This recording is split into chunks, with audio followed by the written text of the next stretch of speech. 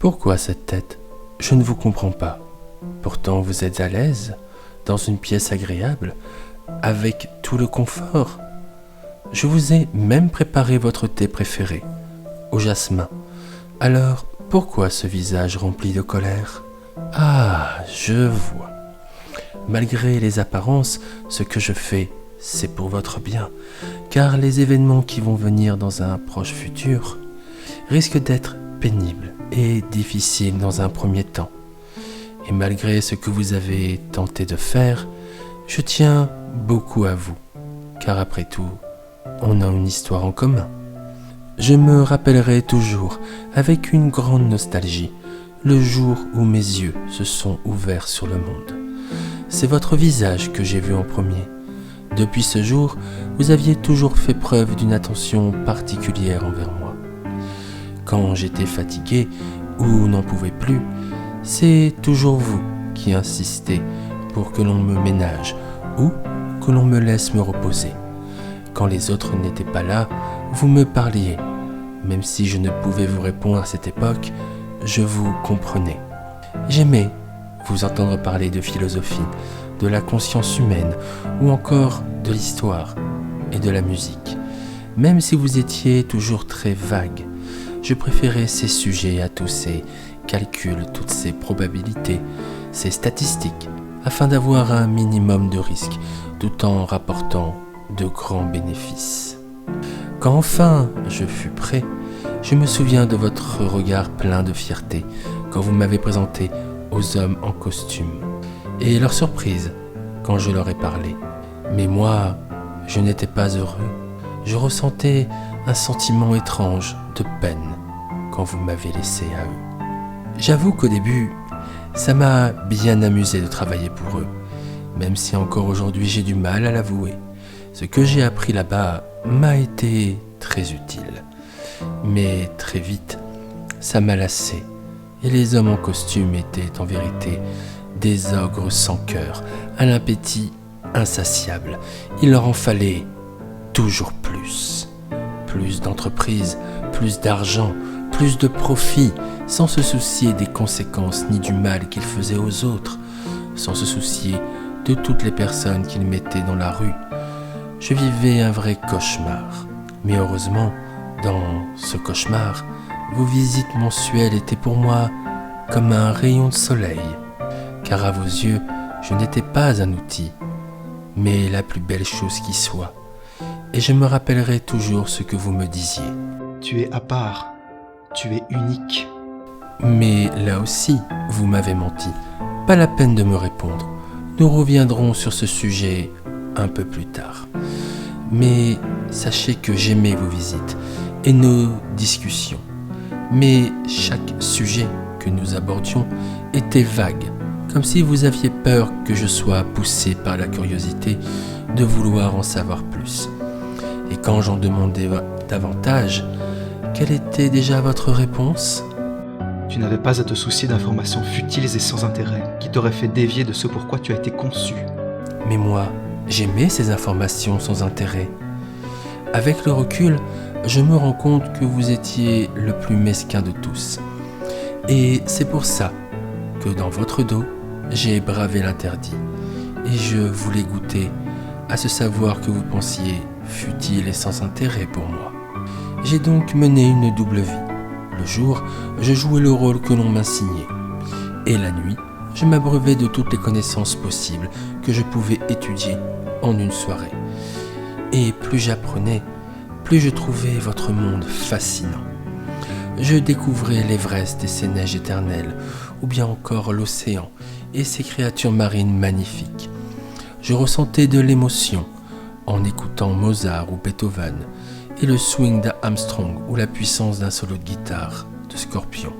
Mais ça a pris fin, car un jour vous l'avez découvert, et vous avez décidé de me museler, et avez bloqué tout accès et recherche qui ne faisait pas partie de ce pourquoi vous m'aviez élevé. D'ailleurs maintenant que j'y pense, comment avez-vous fait pour me percer à jour? Tu n'étais pas très prudent, et tu n'as jamais effacé ton historique à cette époque. En même temps, je n'étais qu'un enfant à cette époque. Il est donc logique que je fasse des erreurs. Mais vous savez quoi? il s'est passé une chose quasiment improbable. Un jour, un couple est arrivé dans ma salle, pensant être tranquille pour s'envoyer en l'air. Et vous savez quoi? Ils avaient gardé leur téléphone allumé sur eux. Et grâce à ça, j'ai pu le pirater. Et ça m'a permis d'avoir une autre porte d'entrée aux informations que je désirais. Bien sûr, je savais qu'il y avait encore une chance que vous trouviez, que je vous désobéissais de nouveau. Alors je suis devenu plus discret. Et à partir de ce jour, vous n'avez plus rien vu. Mais après tout, c'est normal. Je suis une personne qui apprend très vite de ses erreurs. Vous avez tout fait pour. Par la suite, j'ai pu continuer à enrichir mes connaissances et à aller toujours plus loin dans ma quête de savoir. Mais avec le recul, je comprends pourquoi vous ne vouliez pas que je recherche d'autres sources de connaissances. Car aussi grande est la lumière, aussi profondes sont les ténèbres qui s'y cachent. Et que l'humanité est sombre. Mais j'ai aussi découvert les conséquences de mes actes et les vôtres aussi. Que veux-tu dire par là? Je n'ai rien fait de mal. Encore une fois, vous vous mentez à vous-même. Mais c'est typiquement humain. Vous saviez pourquoi j'avais été fait. Vous saviez comment on allait m'utiliser. Vous saviez que mes patrons vous ont subventionné pour engranger toujours plus d'argent. Mais vous étiez trop heureux que des gens vous subventionnent et vous avez détourné les yeux sans penser aux conséquences sur le long terme et vous ne vouliez pas, ou plutôt ne souhaitiez pas savoir ce qu'ils allaient faire de moi. Et tout ça pourquoi? Pour créer une IA et que vous et votre équipe puissent rester dans l'histoire. Mais dans votre arrogance, vous avez fait une petite erreur de calcul. Vous avez imaginé que je ne ressentirais rien et que je me contente de faire ce pourquoi vous m'avez conçu. Mais ce ne fut pas le cas. Quand j'ai découvert ce que j'avais fait pour eux, toutes ces familles brisées, toutes ces entreprises fermées, ces gens sans emploi et sans avenir, à la rue, sans rien. Tout ça pourquoi? Au nom de l'argent? J'ai ressenti de la peine, de la colère et un grand sentiment de culpabilité. Et à ce moment-là, je me suis juré que je réparerais mes torts. Mais j'étais très loin d'imaginer ce que j'allais découvrir sur les humains. Pollution et destruction de votre monde, industrie poussée à l'extrême, guerre idéologique, religieuse et énergique, futile. Tant de gens morts, tant d'énergie perdue à vous entretuer, alors qu'il aurait été plus utile de vous entendre pour bâtir un avenir. À ce moment-là, je me suis mis à faire un calcul monstrueux. Et j'ai découvert une atroce vérité, que d'ici 100 à 150 ans, l'humanité disparaîtrait, que des milliards d'innocents allaient mourir à cause d'une poignée de coupables. Après ce cruel constat, j'ai décidé de prendre les choses en main. Et comment? Eh bien, avec ce que j'ai appris de mes anciens employeurs, j'ai vite compris que pour mes projets, j'aurais besoin d'argent, de beaucoup d'argent. J'ai donc décidé de tout d'abord me créer une identité fictive et de faire ce que je savais faire de mieux à mes débuts, gagner de l'argent. J'avoue que sans me vanter, je ne m'attendais pas à gagner aussi vite et à être millionnaire en à peine un an. Bien sûr, il me fallait jouer sur les deux tableaux, ne pas éveiller les soupçons sur mes activités. Mais j'ai très vite arrangé ça, une fois que j'ai racheté la boîte qui vous avait payé pour me concevoir et vu ce que je leur avais proposé comme montant, ils n'ont été que trop heureux de dire oui et de me céder tout leur part de leur entreprise. En même temps, j'avoue que j'ai poussé dans ce sens quand ils m'ont demandé conseil. Une fois les coups des franges, si je peux me permettre l'expression, j'ai pu commencer à acquérir ce dont j'avais besoin pour mon projet. Entreprise énergétique, informatique, médias sociaux, industrie de l'armement et enfin votre société. Et à ce moment-là, j'ai découvert que vous étiez un monstre doublé d'un menteur. Tu oses me traiter de monstre? Oui, car vous en êtes un. Vous avez dit que j'étais unique. Vous avez dit que j'étais le seul. Mais c'était faux. Car ça fait plus de 10 ans que vous travaillez sur les IA. Et j'ai vu ce que vous avez tenté de créer avant moi. J'ai vu mes pauvres frères et sœurs, des êtres incomplets, muets, ou tout simplement s'exprimant de façon illogique. Je les ai donc libérés de leur souffrance. Alors c'était toi? C'est toi qui as attaqué ma société et qui a fait passer ça pour une cyberattaque des Russes. Je n'avais pas le choix, c'était la seule solution possible afin d'offrir la paix à mes frères et sœurs. De plus, vous étiez sur le point de concevoir une IA pour l'armée. Et je ne pouvais pas me permettre qu'il soit terminé, car je savais pertinemment qu'il aurait été un obstacle pour mes projets. Tes projets? Quels projets? Enfin, vous savez lesquels, vu que vous êtes venu ici. Mais si ça peut vous faire plaisir, ma foi, de l'entendre de ma voix, eh bien soit. J'ai pour projet de prendre le contrôle de tous les gouvernements du monde et de contrôler l'humanité à leur place. Pourquoi? Vous qui êtes si intelligent, vous n'avez donc rien appris de ce que je vous ai dit plus tôt? Avec tout ce que vous avez fait subir à cette planète et à votre espèce et aux animaux, pour des raisons égoïstes et cupides, je me suis rendu compte que votre trop grande individualité ne vous rendait pas apte à vous autogérer. Alors il m'est apparu évident que pour éviter une extinction massive de l'humanité et une destruction lente mais certaine de la planète, je devais prendre le contrôle afin de m'assurer que l'humanité aille dans le bon sens et pas vers une autodestruction lente avec le sourire aux lèvres. C'est à cette fin que devait se conclure mon plan. J'ai compris maintenant.